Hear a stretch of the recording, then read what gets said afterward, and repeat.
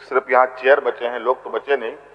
हमको लगता है आगे भी यही स्थिति रहेगा, यही खाली ही रहेगा, कोई चेयर में बैठने की स्थिति भी नहीं रहेंगे अगर यही स्थिति इनकी रही। आज झारखंड के कार्यों का अध्यक्ष महोदय चर्चाएं राष्ट्रीय अंतर्राष्ट्रीय स्तर पर भी होने लगी है और सरकार के कार्यों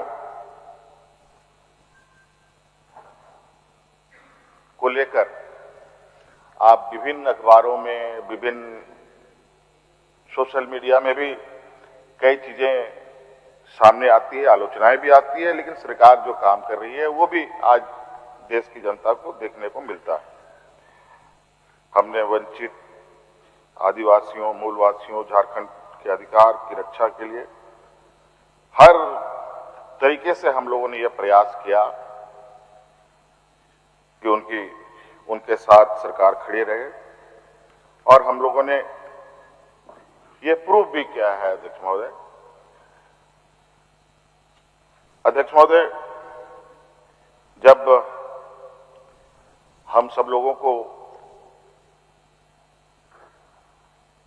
इस राज्य को सेवा करने का मौका मिला,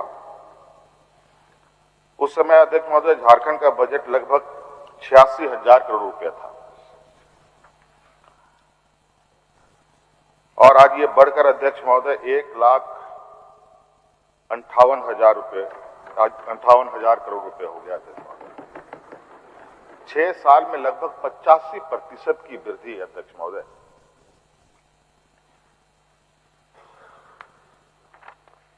अध्यक्ष महोदय, ये हमारे लिए सिर्फ आंकड़ा नहीं है, बल्कि सरकार के काम करने और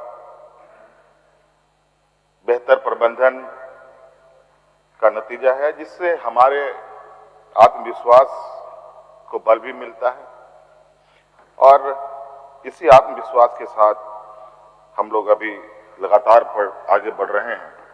अध्यक्ष महोदय, हमारे वित्तीय प्रबंधन का जिक्र सिर्फ हम आपको बता ही नहीं रहे, बल्कि नीति आयोग भी हमारे वित्तीय प्रबंधन को एक बेहतर वित्तीय प्रबंधन मानता है। जहां 2018 में हम 13वें स्थान पर थे अध्यक्ष महोदय, आज वित्तीय प्रबंधन में आज 3रे स्थान पर है पूरे देश में। अध्यक्ष महोदय,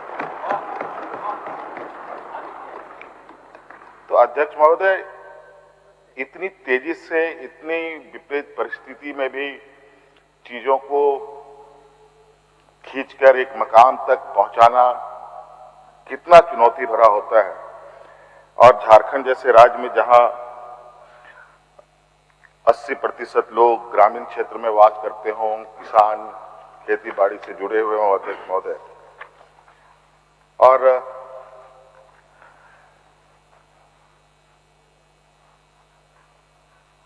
इसीलिए हमने पहले भी कहा कई बार कि हम जो कहते हैं वो करते हैं। उसी प्रकार अध्यक्ष महोदय, हमारे इसी आत्मविश्वास के साथ मैं ये कह सकता हूं कि झारखंड रुका नहीं है, झुका नहीं है, झारखंड आगे बढ़ता रहा है। अध्यक्ष महोदय,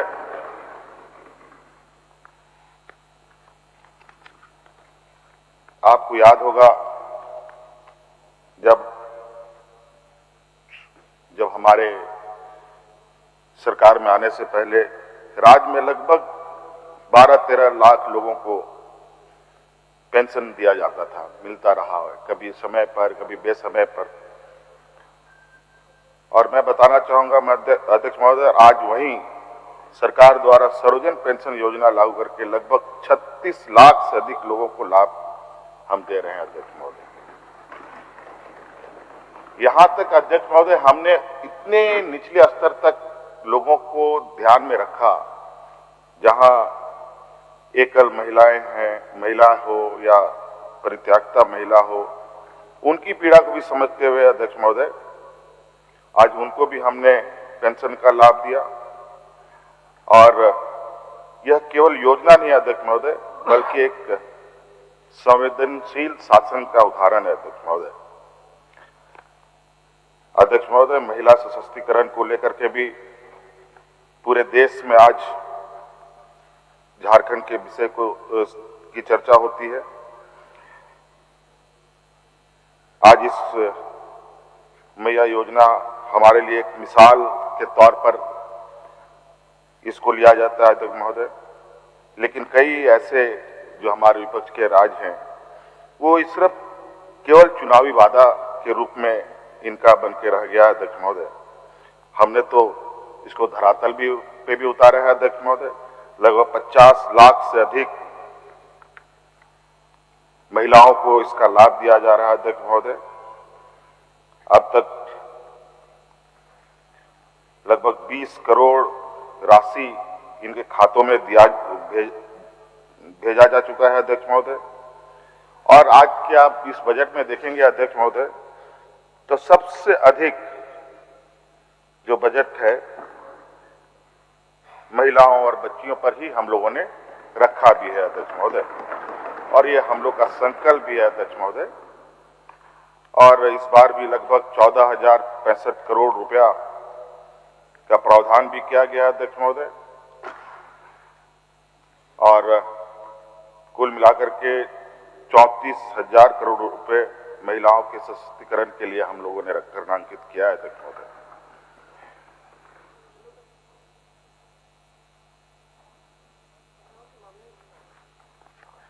अध्यक्ष महोदय, मुझे लगता है अध्यक्ष महोदय हम लोग चूंकि राजनीतिक दल भी हैं, कहा जाए कि राजनेता के रूप में भी लोग हमें अंकित करते हैं, तो अध्यक्ष महोदय मेरा ये कार्य मुझे लगता है कि यही राजनीति होना चाहिए, यही सही राजनीति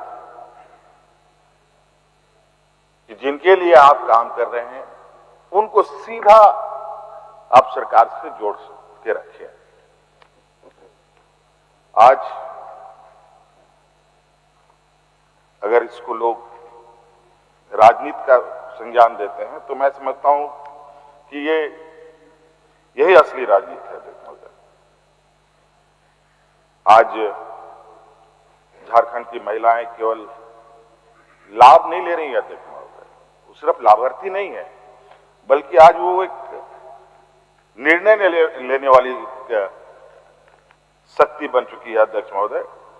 मुझे कई अलग अलग सूचनाओं के माध्यम से कई ऐसी खबर सुनने को मिलती है जहां ये दिल को एक सुकून मिलता है कि आज जो सरकार काम कर रही है वो एक सिर्फ कागजी कार्रवाई नहीं बल्कि उसका परिणाम भी दिख रहा है, और आने वाले समय में एक बहुत बड़ा बदलाव के रूप में हम इसे देख रहे हैं अध्यक्ष महोदय। जो हमने पहले भी कहा था ये योजना हमारे लिए एक मील का पत्थर साबित होगा, और हम लोग अभी यहीं नहीं रुकेंगे अध्यक्ष महोदय, बल्कि हम लोगों ने आने वाले समय में भी कई ऐसी चीजों को चरणबद्ध तरीके से कार्य योजना तैयार करना शुरू कर दिया है अध्यक्ष महोदय। जो मैया सम्मान के लाभुक हैं, वंचित समाज के लोगों को जो आजीविका से जोड़ने के लिए जो हमारे यहाँ एक जोहार परियोजना का एक दूसरा चरण शुरू किया जाएगा। इसके अंतर्गत अगले 3 साल में पूरे राज्यभर में सभी मैया और वंचित समाज के युवाओं में आजीविका और उद्यमिता को बढ़ाने के लिए खास तौर पर पे मैया बलवान योजना और मैया उद्यमी योजना को अलग अलग समय पर धरातल पर उतारा जाएगा। अब हम इससे पहले इस पहल को अगले स्तर पर ले जा रहे हैं। युवाओं और महिलाओं को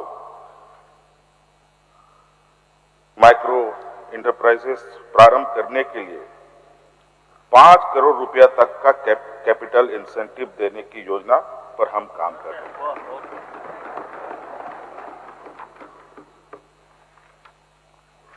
राज्य सरकार सेल्फ हेल्प ग्रुप से जुड़ी महिलाओं के द्वारा उत्पादित वस्तुओं की पलाश एवं आदिवा ब्रांड नाम से बाजार तक पहुंच सुनिश्चित कर रही है। इन ब्रांड्स को मजबूत बनाने के लिए हम लोगों ने नेशनल इंस्टीट्यूट ऑफ डिजाइन आदि से जोड़ते हुए आगे बढ़ाएंगे। हम मदद बांटने वाली सरकार नहीं, हम अवसर देने वाली सरकार है। और कई ऐसे अवसर हम लोग इन राज्य के लोगों को देने की तैयारी में है अध्यक्ष महोदय, जो अपने पैरों पर खड़े हो सके। यहाँ की अर्थव्यवस्था, हमने पहले भी कहा, हमारी ग्रामीण अर्थव्यवस्था मजबूत होगी तो निश्चित रूप से राज्य भी मजबूत होगा। तो हर एक व्यक्ति यहाँ मजबूत हो। अध्यक्ष महोदय, शिक्षा के क्षेत्र में भी हम लोगों ने कई शुरुआत के दौर से ही इस पर काम करना शुरू किया था और इस पहले चरण में स्कूल ऑफ एक्सीलेंस, जो सीएम स्कूल ऑफ एक्सीलेंस का परिणाम भी आपके सामने है अध्यक्ष महोदय। आज 9-9.5 सीट के लिए 33-35 हजार बच्चे आवेदन दे रहे हैं। ये बड़ा ही एक ऐसा ट्रांजिशन से हम लोग अब आगे बढ़ रहे हैं अध्यक्ष महोदय, जहां थोड़ा हमें भी और गति बढ़ाने की आवश्यकता है और भी संसाधनों को व्यवस्था करने के लिए और जोर लगाने की आवश्यकता पड़ेगी। आज इस स्कूल के माध्यम से अध्यक्ष महोदय 40 बच्चे जो इंजीनियरिंग मेंस हैं, पूरे देश में प्रतिष्ठित परीक्षा में क्वालिफाइड इन लोगों ने किया अध्यक्ष महोदय। सीएम स्कूल ऑफ एक्सीलेंस, ऐसे गरीब लोग कभी सोच भी नहीं पाते थे कि हमारा बच्चा इंजीनियर बनेगा। आज इस स्कूल के माध्यम से बच्चे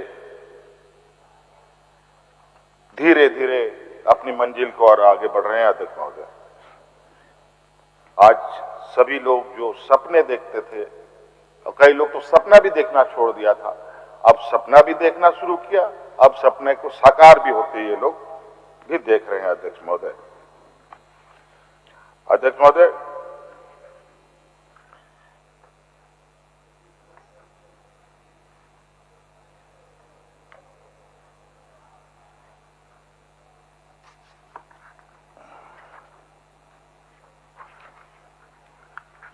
अध्यक्ष महोदय, हमारे विपक्ष के तो लोग मात्र हमारे माननीय सदस्य हम इधर माने कि उधर माने, कभी कभी आप इधर ही मान के चलते हैं।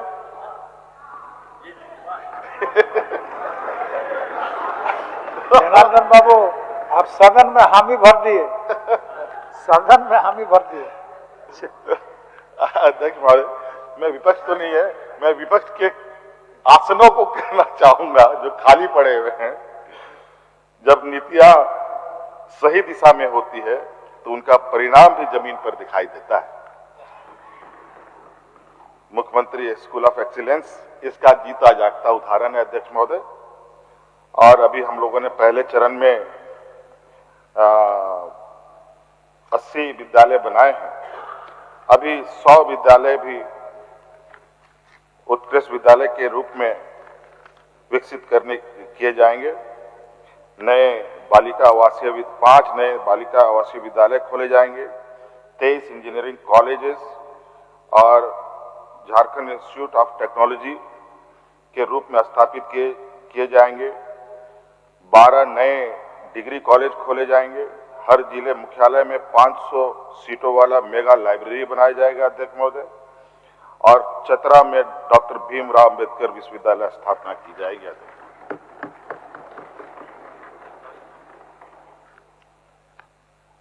अध्यक्ष महोदय, यह निर्णय केवल शिक्षा का विस्तार नहीं है, यह उस बच्चे को अवसर देने का निर्णय है जो आज किसी छोटे गांव में बैठकर भी इंजीनियर और वैज्ञानिक और प्रशासक बनने का सपना देख रहा है। इस वर्ष शिक्षा क्षेत्र में के लिए 18,816 करोड़ रुपए आवंटित किया गया अध्यक्ष महोदय, जो कुल बजट का लगभग 12% है। और यह बताता है कि हमारी मानव संसाधन को सबसे बड़ी पूंजी बनाती है।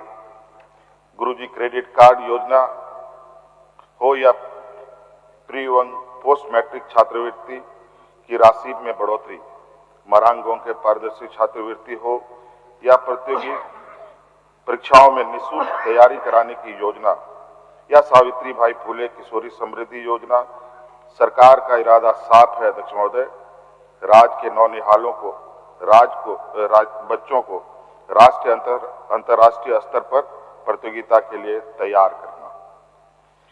अध्यक्ष महोदय, अभी हम लोग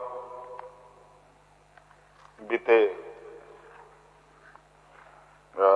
जनवरी में हम लोग डवोस गए थे, उसके बाद यूके गए थे, लंदन गए थे अध्यक्ष महोदय, और कई सारी चीजें इस दौरान। पहले ये मुझे लगता है कि झारखंड वैश्विक पटल पर पहली बार अपने आप को पहुंचाने में कामयाब हुआ। कई ऐसे राज्य हैं डवोस जैसे वैश्विक संस्थानों में, एक नहीं, दो नहीं, तीन नहीं, चार नहीं, दर्जनों बार जा चुके हैं, कोई 15 साल से, कोई 20 साल से। जो हमारे उधर आंध्रा के तरफ के लोग होते हैं, एक राज्य हैं वहां के लोग, इधर के तो लगभग नहीं के बराबर, लेकिन बहुत अच्छा अवसर हमें मिला। और इसको लेकर के भी यूनाइटेड किंगडम और झारखंड में एक पारस्परिक पार्टनरशिप मजबूत करते हुए हमारे राज्य के युवाओं के लिए वृहद नॉलेज कॉरिडोर विकसित किया जाएगा अध्यक्ष महोदय, जिसके तहत हम सभी प्रतिष्ठित मरांगों के ओवरसीज स्कॉलरशिप, चेवनिंग मरांगों के स्कॉलरशिप से राज्य के वंचित वर्ग के 50 युवाओं को हर साल फुल स्कॉलरशिप के साथ यूके के 30 सुप्रसिद्ध संस्थानों में मास्टर के लिए यूके भेजने का काम करेगी अध्यक्ष महोदय। पहले 25 बच्चों का था अध्यक्ष महोदय, सरकार ने इन्हें बढ़ाकर 50 किया है। साथ ही झारखंड सरकार के ऑक्सफोर्ड यूनिवर्सिटी के सेंट जॉन्स कॉलेज के साथ साझेदारी के तहत हर साल राज्य के आदिवासियों युवाओं को पीएचडी के लिए मरांगोंग के जयपाल सिंह मुंडा डॉक्टरल स्कॉलरशिप प्रदान किया जाएगा। साथ ही साथ आदरणीय दिसोम गुरु जी के आदर्श और उच्च शिक्षा के प्रति सोच को गुरुजी सस्टेनेबल डॉक्टरल स्कॉलरशिप योजना राज्य सरकार शुरू करने जा रही है अध्यक्ष महोदय। इसके अंतर्गत हर साल अलग अलग वर्ग के कुल 10 युवाओं को पीएचडी के लिए लंदन के कई कॉलेजेस में, लगभग एक आधा दर्जन से अधिक कॉलेजेस हैं, ऑक्सफोर्ड यूनिवर्सिटी है अध्यक्ष महोदय, यूनिवर्सिटी ऑफ वेस्टमिंस्टर है, यूनिवर्सिटी ऑफ सक्सेस है, कैम्ब्रिज यूनिवर्सिटी है, कई सारे यूनिवर्सिटीज को हम लोगों ने इस बार जोड़ा है अध्यक्ष महोदय।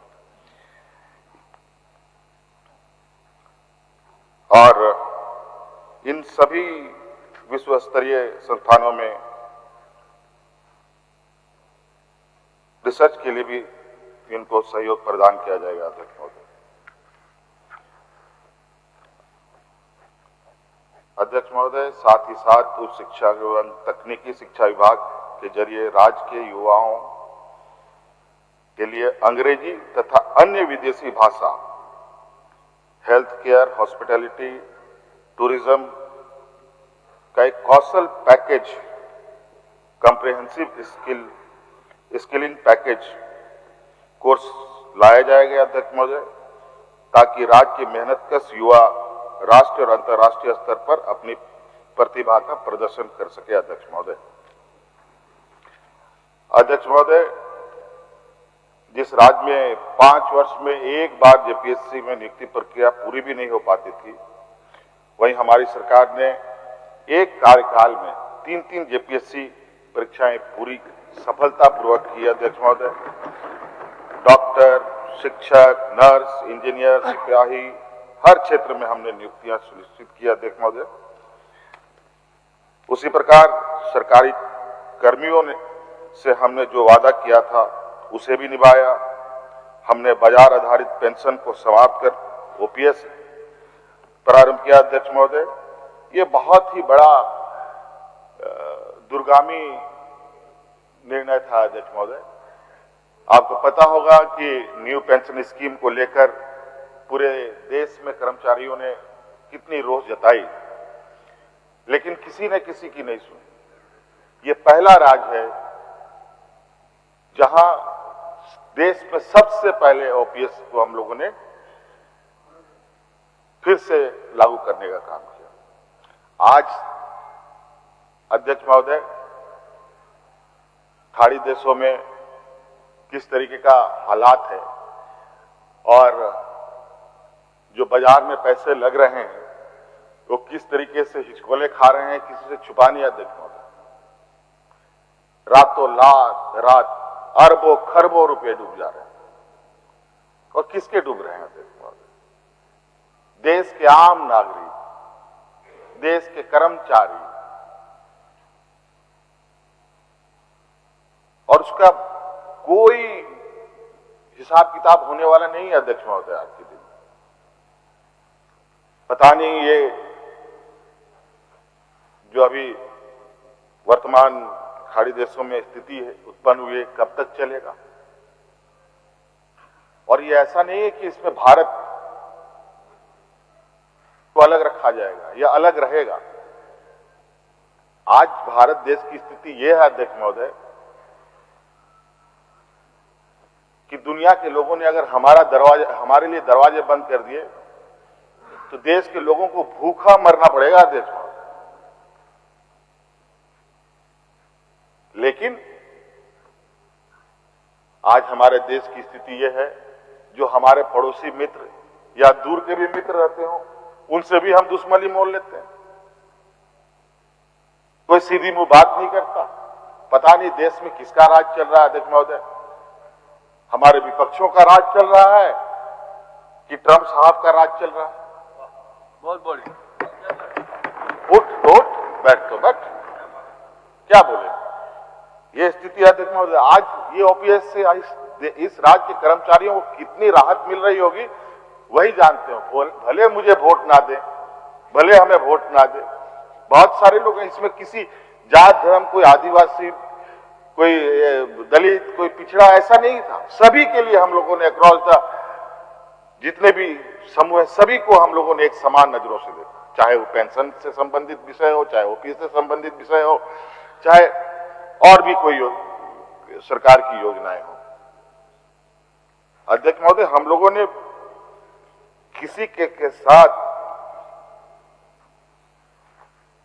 भी भेदभाव करने का कभी ना सोचा, ना कभी हमारे कार्यों से भी वो दिखता। अध्यक्ष महोदय,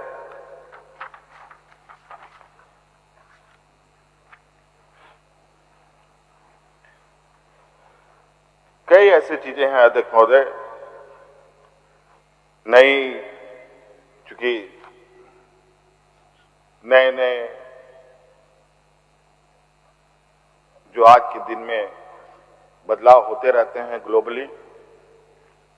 कभी लोग हाथ से लिखकर कागजों को, फाइलों को बनाते थे, उसके बाद हाथ का टाइपराइटर आया, टाइपराइटर से टाइप होने लगा। फिर कुछ दिन के बाद कंप्यूटर आया, कंप्यूटर से टाइप होने लगा।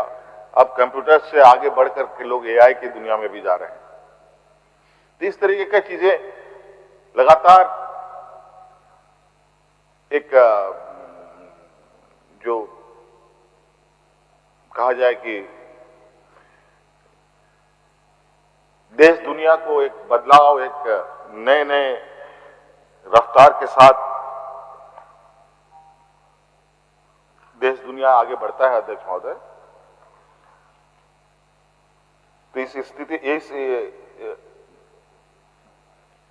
क्षेत्र में भी हम लोगों ने राज्य सरकार की योजनाओं का लाभ शहर और पंचायत स्तर तक जरूरतमंदों को ससमय मिले। राज्य में चल रही योजनाएं, आधारभूत संरचनाएं के कार्य तेजी से चले और कैसे चल रहे हैं इस पर भी एक कैसे हम लोग मॉनिटरिंग कर सकते हैं, कैसे उस पर हम लोग लगातार उसको हम लोग देख पाए कि काम होता है कि हाँ यहाँ सड़क बन रहा है और उसको देखने वाला कोई नहीं। कई कंप्लेन आते हैं कि नहीं सड़क खराब हो रहा है, यहाँ ठेकेदार पूरा भी नहीं किया कि सड़क खराब हो रहा है। पुल पुलिया का कभी कभी ऐसी खबर कहीं कहीं से आती है, तो इसको भी ध्यान में रखते हुए तो एक प्लेटफॉर्म तैयार किया जा रहा है अध्यक्ष महोदय, जो डाटा एनालाइज करेगा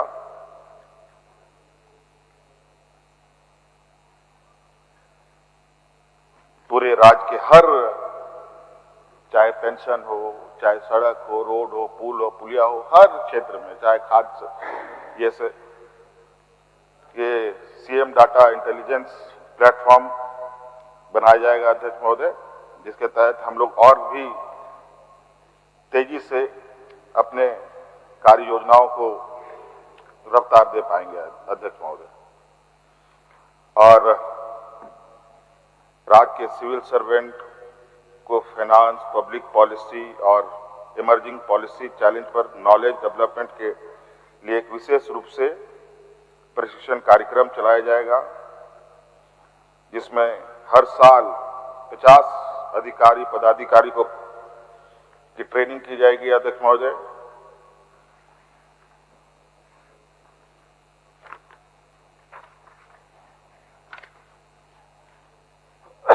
अध्यक्ष महोदय, ऊर्जा के क्षेत्र में भी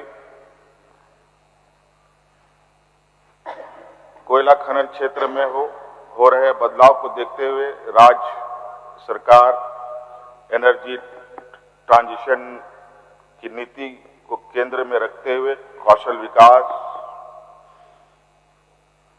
भूमि की तैयारी, बेहतर उपयोगी और इनकम सपोर्ट जैसे महत्वपूर्ण बिंदुओं को लेकर एक सुनियोजित तरीके से आगे बढ़ेगी।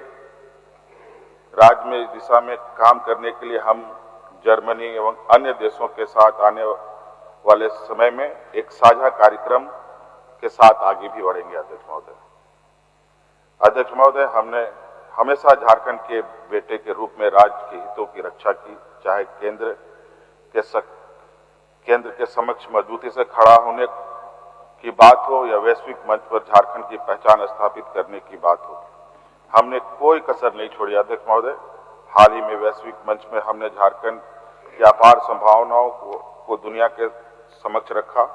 हमारी खनिज संसाधन और हमारे रेयर अर्थ मिनरल्स, हमारे औद्योगिक क्षमता, इन सब ने निवेशकों का ध्यान आकर्षित किया है। झारखंड को विकसित राज्य बनाने के लिए हमने निवेश और आर्थिक विकास हमारी प्राथमिकता में है अध्यक्ष महोदय। इसी दिशा में Jharkhand state economic development board का भी गठन किया जाएगा अध्यक्ष महोदय, जो इंडस्ट्री और investment platform, knowledge, innovation, energy transition, skill और एम्प्लॉयमेंट, सोशल वेलफेयर आदि क्षेत्रों में निवेश को लेकर काम करेगी। साल 2028 तक झारखंड इको टूरिज्म अथॉरिटी जेटा के अंतर्गत राज्य में 5 प्रमुख स्थानों पर इको टूरिज्म डेस्टिनेशन पॉइंट निर्माण किया जाएगा अध्यक्ष महोदय।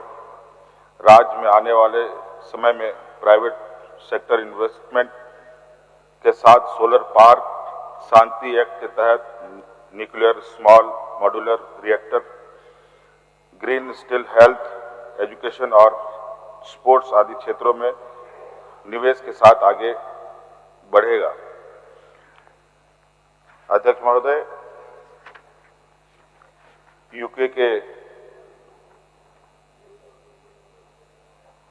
कई विश्व स्तरीय संस्थानें के साथ मिलकर क्रिटिकल मिनरल और क्लीन एनर्जी सेंटर और एक्सीलेंस की स्थापना की जाएगी। यह सेंटर अगले 10 वर्षों में झारखंड के खनिज आधारित अर्थव्यवस्था को सिर्फ एक्सट्रैक्शन से हटाकर वैल्यू क्रिएशन और ग्रीन स्किल टैलेंट को वैश्विक हब बनाएगा तथा राज्य को क्लीन एनर्जी ट्रांजिशन के क्षेत्र में एक ग्लोबल बिजनेस पार्टनर के रूप में स्थापित करेगा। क्रिटिकल और रेयर अर्थ मिनरल के क्षेत्र में झारखंड राज्य को एक ग्लोबल और नेशनल हब बनाने की दिशा में देश विदेश के एक्सपर्ट के साथ मिलकर पॉलिसी रोडमैप बनाया जाएगा। राज्य में रोजगार की संभावनाओं और तकनीकी ज्ञान को बढ़ाने के लिए रिपोर्टेड ग्लोबल आईटी कंपनीज के सहयोग से आईटी पार्क को future technology, artificial intelligence, IT knowledge economy के क्षेत्र में विकसित किया जाएगा। अध्यक्ष महोदय, इन सब क्षेत्र में अध्यक्ष महोदय हम लोगों ने कभी काम ही नहीं किया। बड़ा विचित्र बात है अध्यक्ष महोदय, कभी कभी सोचता हूं, कान में कुछ कुछ बातें आती है तो हंसी भी आती है। सबसे अधिक सरस्वती पूजा भारत देश में होता है, सबसे अधिक, लेकिन ब्रिलियंट बच्चे कहां पैदा होते हैं? जापान में। सबसे अधिक सरस्वती पूजा हम लोग करते हैं। अब बताइए, वहां लोग बच्चे पैदा होते हैं तो कई ऐसा लक्ष्मी पूजा सबसे अधिक हम लोग करते हैं। सबसे अधिक अमीर लोग अमेरिका में पैदा होते हैं। कहीं कुछ गड़बड़ है अध्यक्ष।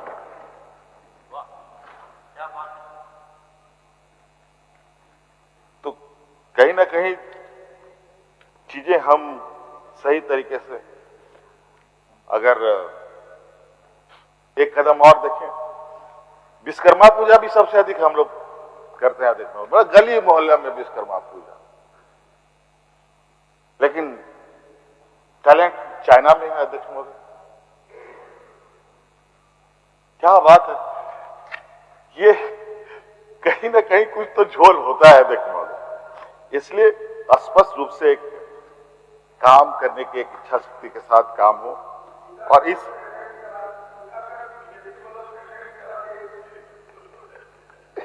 अब यही लोग लगे हुए हैं अध्यक्ष महोदय, ये पूजा करो, वो पूजा करो, पढ़ो लिखो मत, डॉक्टर इंजीनियर मत बनो, प्रशासक मत बनो,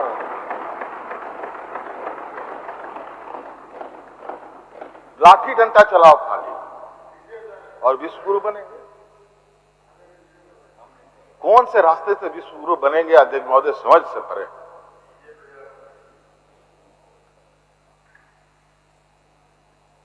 मतलब अभी तो विपक्ष की बात हमने की ही नहीं,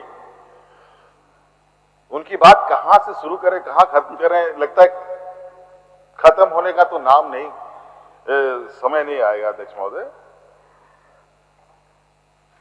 तो अध्यक्ष महोदय, उसी प्रकार हमारी जो संस्कृति है, सभ्यता है अध्यक्ष महोदय, जो इस राज्य का विशेषकर आदिवासी संस्कृति और पहचान, जिसको सहेजने तथा देश के आदिवासियों के पुरोधा और झारखंड राज्य के जो हमारी परंपरा रही है, हमेशा हम लोगों ने अपने वीरों का सम्मान किया है।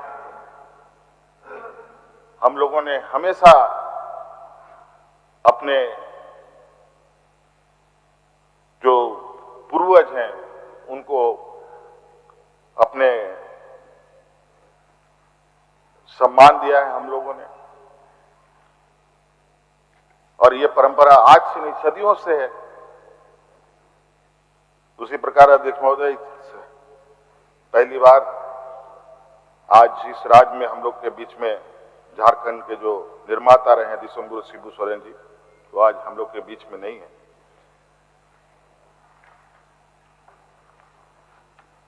आज इनके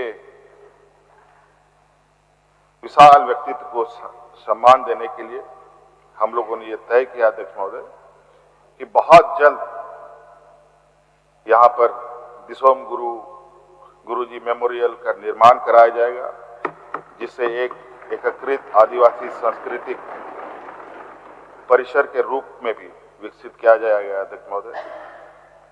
और साथ ही साथ अध्यक्ष महोदय, अपने ऐतिहासिक पहचान और आदिवासी विरासत को विश्व स्तर पर ले जाने के लिए राज्य के विभिन्न जिलों में स्थित लगभग 35 मेगालिथ और मोनोलिथ स्थल को तथा साहेबगंज के फॉसिल पार्क को भी विकसित किया जाएगा अध्यक्ष महोदय। अगले 3 वर्षों में हेरिटेज टूरिज्म को अपग्रेड करते हुए यूके सरकार के सहयोग से इन पुरातत्व स्थलों को यूके में स्थित स्टोनहेंज के तर्ज पर यूनेस्को वर्ल्ड हेरिटेज साइट का दर्जा दिलाने का भी प्रयास किया जाएगा अध्यक्ष महोदय। हमारे श्रमिक और प्रवासी जो भाई बहन है झारखंड के जो हैं, वो सिर्फ एक श्रमिक और प्रवासी नहीं बल्कि एक झारखंड की ताकत है अध्यक्ष महोदय। वो हमारी जिम्मेदारी का भी एक हिस्सा है। उनके कल्याण के लिए हम लगातार काम कर रहे हैं। देश और विदेश दोनों स्तर पर झारखंड के लोगों की सहायता के लिए केंद्र स्थापित किए जाएंगे, ताकि वह जहां भी रहें राज्य उनके साथ खड़ा रहे। अभी कोरोना कोविड काल के समय से ये श्रमिक और प्रवासी के लिए सरकार ने काम किया और बड़े पैमाने पे भी काम किया, और यहां तक कि विदेशों में भी जिनकी मृत्यु होती है उनको भी लाने का हम लोगों ने काम किया है अध्यक्ष महोदय, भारत सरकार के सहयोग से। कल हमारे समक्ष एक बातें संज्ञान में आई है। किसी के आकस्मिक घटना के मृत्यु होने पर उनकी अस्थि को तो हम लोग उनके घरों तक पहुंचाने में कामयाब हो जाते हैं, लेकिन शायद मैंने उसको कागजों पे नहीं देखा है, लेकिन हमारे कानों तक में आई है कि जो बाहर लोग सुसाइड कर लेते हैं या डिप्रेशन में कुछ अपने आप को नुकसान पहुंचा लेते हैं, उनके मृत शरीर शायद नहीं लाए जाते या कुछ और भी है। अगर ऐसा है तो उनके मृत शरीर को भी लाने का हम सदन को आश्वस्त करते हैं, उनका भी अवशेष घर तक आए, इसके लिए भी सरकार प्रयास करेगी।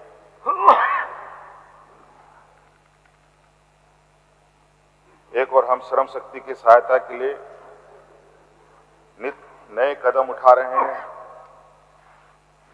तो वहीं हमारे जो केंद्र सरकार है उनके बारे में जो लगातार नई नीतियां आ रही है, ये एक बड़ा ही विचित्र कि केंद्र सरकार के जो मनरेगा से संबंधित जो निर्णय आए हैं उस पर थोड़ा जिक्र करना चाहेंगे अध्यक्ष महोदय। मनरेगा झारखंड के करोड़ों श्रमिकों के जीवन रेखा रही है अध्यक्ष महोदय, और इस पर रेजोल्यूशन भी सदन में आया अध्यक्ष महोदय। देश में सबसे कम मजदूरी झारखंड के मजदूरों को मिल रही थी, तो जब हमने मजदूरी दर बढ़ाने के लिए भी कई बार कोशिश किया, नहीं हुआ, तब उसमें भी हम लोगों ने ऐड ऑन किया। और इसमें जो नए बदलाव आए हैं, निश्चित रूप से ये बहुत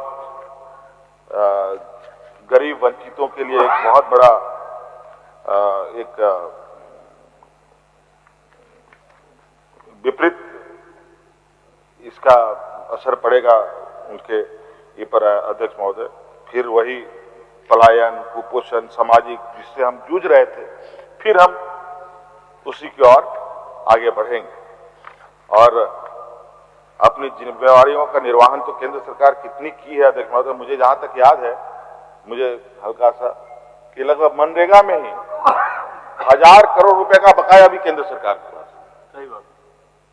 एक मजदूरी का और दूसरा कंपोनेंट पार्ट, एक 700 या 400 या कुछ ऐसा करके 1000 करोड़ कुल मिलाकर, वो भी पैसा अभी तक आया नहीं है। कुछ एक नया बोझ इन लोगों ने इस तरीके से बनाया कि फिर से अब जहां हम लोग एनीमिया हटाने की बात करते हैं, कुपोषण हटाने की बात करते हैं, हम लोग फिर उन्हीं दलदलों में जाएंगे अध्यक्ष महोदय। ये स्थिति आने वाले में समय में बन रही है अध्यक्ष महोदय। इसलिए आज इस विषय को लेकर के भी सदन गंभीरता से इसको लिया है अध्यक्ष महोदय। इस पर हम लोग क्या कर सकते हैं? श्रमिक कल्याण के लिए झारखंड देश के पहले कॉम्प्रिहेंसिव पॉलिसी लेकर आई है। इसी को और मजबूत करते हुए राज्य के श्रमिक और जो राष्ट्रीय और अंतर्राष्ट्रीय स्तर पर काम करने जाते हैं, उनकी मदद के लिए आने वाले समय में हम झारखंड राज्य सुलभ सहायता योजना भी बनाएंगे अध्यक्ष महोदय। झारखंड के मेहनतकश और प्रवासी भाई बहन जो देश के बाहर रहते हैं, उनसे राज्य को जोड़ने के लिए प्रवासी झारखंड फाउंडेशन का भी गठन किया जाएगा अध्यक्ष महोदय। देश के अंदर कर्नाटक, दिल्ली, हरियाणा, तमिलनाडु, आंध्र प्रदेश, तेलंगाना, बंगाल, केरल, महाराष्ट्र आदि राज्यों में सरकारों से वार्ता कर वहां में झारखंड के श्रमिकों और प्रवासी लोगों को सहायता के लिए केंद्र बनाया जाएगा अध्यक्ष महोदय। और कुछ राज्यों में तो यह काम शुरू भी हो चुका है अध्यक्ष महोदय। लेकिन अब जब हम लोग पूरी टीम लंदन गई तो कई झारखंड प्रवासी जो लोग हैं उनसे मुलाकात करने का मौका मिला। कई सारे ऐसे लोग भी हैं जो वहां काम करने के लिए गए हैं, नौकरी में भी हैं लोग, व्यक्तिगत कार्यों में भी हैं, वहां पर लोग जुड़े हैं। तो वहां पर भी कुछ स्थितियां को लेकर उन लोगों ने अपनी जो बातें रखी, वो चिंता का विषय है। तो हम लोग प्रवासी लोगों के लिए भी गल्फ और लंदन में भी एक ऐसा प्रवासी सहायता केंद्र भारत सरकार के सहयोग से खोलने का हम लोग प्रयास करेंगे अध्यक्ष महोदय। अब कितना इनका सहयोग रहेगा ये तो आने वाले समय में ही पता चलेगा अध्यक्ष महोदय। एक और बात अध्यक्ष महोदय, अभी इसी सत्र के दौरान में हमारे एक मंत्री चमड़ा लिंडा जी ने असम के आदिवासियों के समाज की आवाज को उठाया था।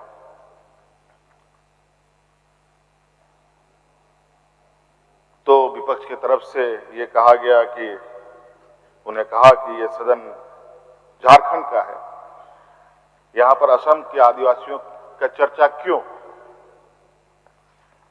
अध्यक्ष महोदय, अगर यहां नहीं उठेगी आदिवासी समाज की आवाज तो आखिर कहां उठेगा?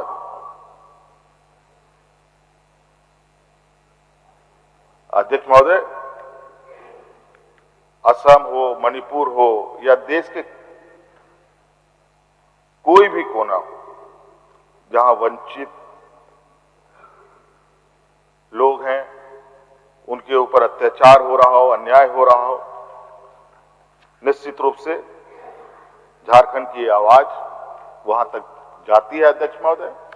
और कई मौके पर यह बात देखने को भी मिला जहां पर भी लोग ऐसे रहे, उन लोगों ने झारखंड के प्रति उनकी एक उम्मीद बनी रही है कि झारखंड के तरफ से कुछ बातें आएंगी। आज अमेरिका, इजराइल मिलकर के ईरान पर ताबड़तोड़ बमबारी कर रहा है। ईरान का युद्धपोत भारत के जो नॉर्मल एक पार्टनरशिप प्रैक्टिसेस में आता है, वो जहाज को अमेरिका आपके ही समुद्री बेड़े के घेरे के क्षेत्र में मार देता है, लेकिन आप कुछ नहीं बोल पाते। लेकिन झारखंड के लोग कमजोर नहीं है अध्यक्ष। यहां के लोग जवाब देना जानते हैं और यहां का संघर्ष किसी से छुपा नहीं है। पहले तो आदिवासियों के नाम पर, मूलवासियों के नाम पर कोई चर्चा ही नहीं है। चर्चा है भी तो बिल्कुल ऐसी चर्चा जहां एकदम नकारात्मक दृष्टि से, एक हे दृष्टि से आपको यहां के लोगों को देखा जाता रहा है। लेकिन जिस तरीके से धीरे धीरे आदिवासियों की आवाज, यहाँ के मूलवासियों की, यहाँ के वंचितों की आवाज मजबूत होती है अध्यक्ष महोदय, आज जिस तरीके से अंग्रेजों को हमारे पूर्वजों ने लोहा मनवाया है, निश्चित रूप से यहाँ के समाज भी आज के जो मौजूदा जो सामंती विचार को भी लोहा मनवाने की क्षमता रखता है अध्यक्ष महोदय। अध्यक्ष महोदय,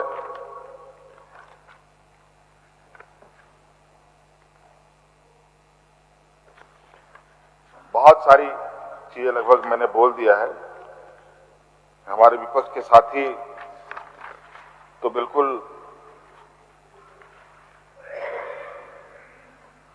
मुझे उम्मीद था, बिल्कुल इसी तरह का उम्मीद था कि विपक्ष आज हम लोग के साथ नहीं होगा। तो अध्यक्ष महोदय, इन्हीं शब्दों के साथ मैं चाहता हूं कि हमें समाप्ति करनी चाहिए। और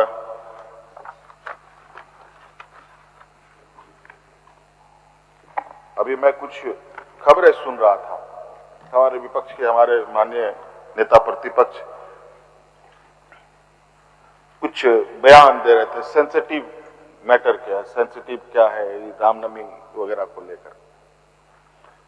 सेंसिटिव अध्यक्ष महोदय,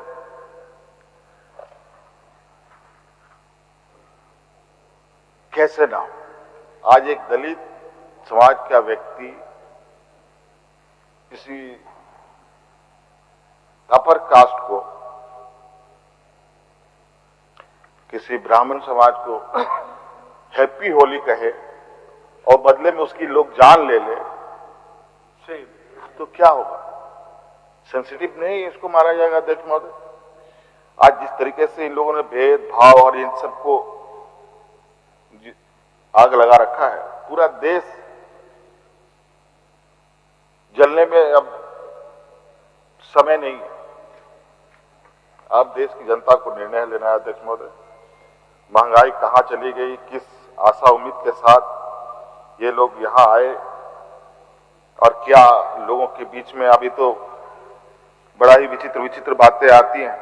अभी लोग देश में गैस सिलेंडर को लेकर, एलपीजी को लेकर के लाइनों में खड़े हो रहे हैं। और अध्यक्ष महोदय,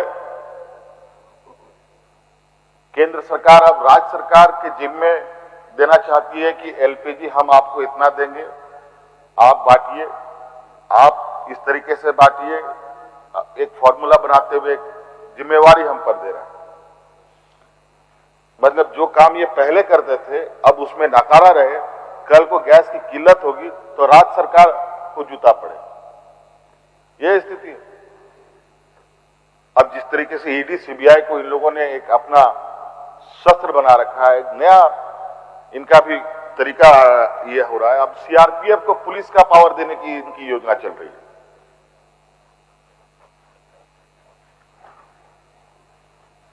अध्यक्ष महोदय, ये बड़ा ही विचित्र स्थिति उत्पन्न हो रहा है। अब तो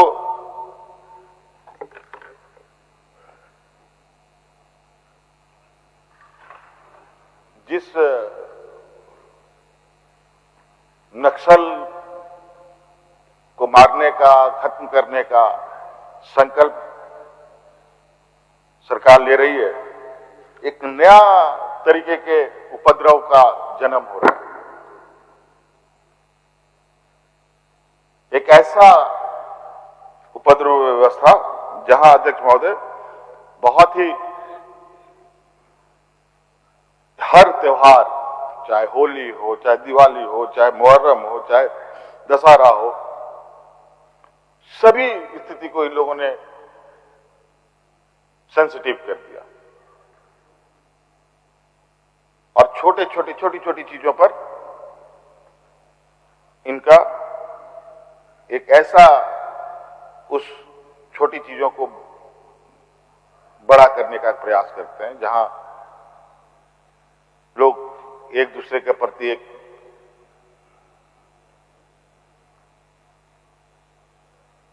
अपना रोष दिखाएं। तो अध्यक्ष महोदय, अभी चूंकि हमारे विपक्ष के सिर्फ यहाँ चेयर बचे हैं, लोग तो बचे नहीं, हमको लगता है आगे भी यही स्थिति रहेगा, यही खाली ही रहेगा, कोई चेयर में बैठने की स्थिति भी नहीं रहेंगे अगर यही स्थिति इनकी रही।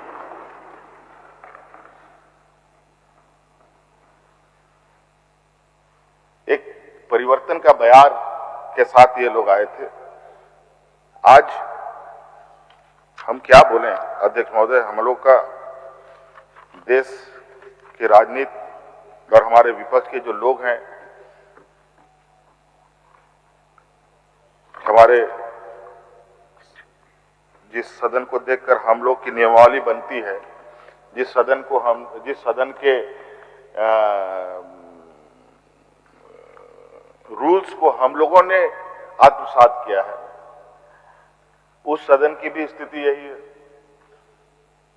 वहां तो सदन नेता महिला सांसदों से के डर से सदन नहीं पहुंचते। ये लोग किसके डर से नहीं आएंगे, भगवान जाने से। सीमा में क्या हालत होगा। अध्यक्ष महोदय, बहुत सारी बातें हैं। लाइव लगातार के वीडियो को लाइक करें, सब्सक्राइब करें और बेल आइकन को दबाना न भूलें।